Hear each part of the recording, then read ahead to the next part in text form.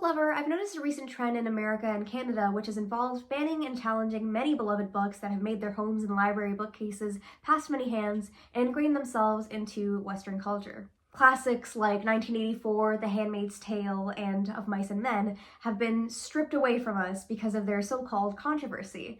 And a lot of these controversies are linked back to things like being too sexual or explicit, sacrilegious or offensive, and even inciting violence and radicalism. In this video, we'll be analyzing the ethics of this recent wave of book bannings through the lens of utilitarianism. We'll discuss whether we truly ought to ban certain books, and if so, which books should be banned. But first, we should clarify what the moral philosophy of utilitarianism really means. It's an ethical theory that is defined by assessing the morality of an action based on its consequences. To elaborate, it asserts that maximizing benefit and reducing harm is our fundamental moral obligation.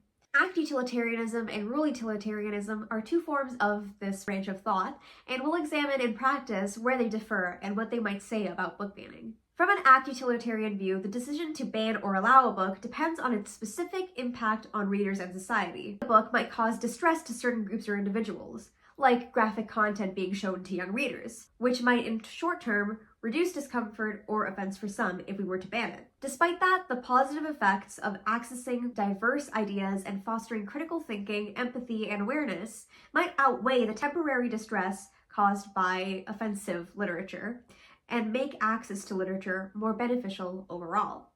So an act utilitarian might thus argue against broad bans on the grounds that individual discomfort is outweighed by the potential benefits to society.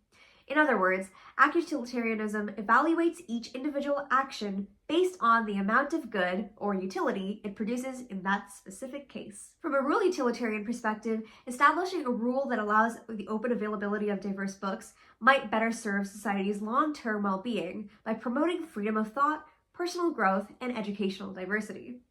While controversial books may distress some readers, a general rule against censorship is likely to contribute more to society's flourishing than imposing bans that limit intellectual freedom. So rule utilitarianism would likely oppose the banning of books, favoring guidelines for age appropriateness over outright removal or banning.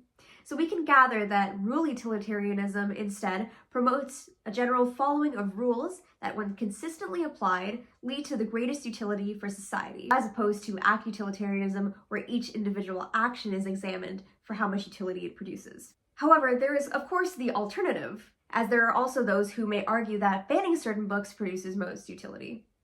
So, instead, they may use utilitarianism to argue that banning certain books would prevent distress or harm, especially if the books are explicit, violent, or disturbing.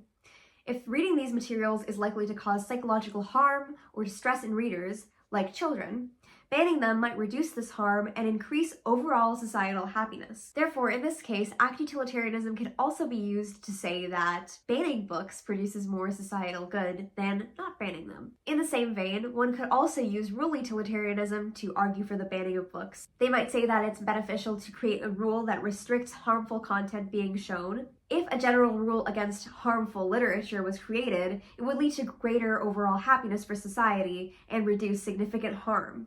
Rule utilitarians might advocate for banning books that normalize or promote harmful behaviors, arguing that such a rule could lead to a more positive and stable social environment. In other words, remember the age-old adage of think of the children. If it isn't clear, the greatest problem with act and rule utilitarianism on the issue of book banning is that it doesn't often reach a stable conclusion or resolution, because it entirely depends on what is viewed as harmful and beneficial. Utilitarianism, by its nature, requires balancing the positive and negative consequences of an action in order to determine its overall utility. However, the challenge lies in defining what constitutes utility, and how to weigh different types of harm or benefit.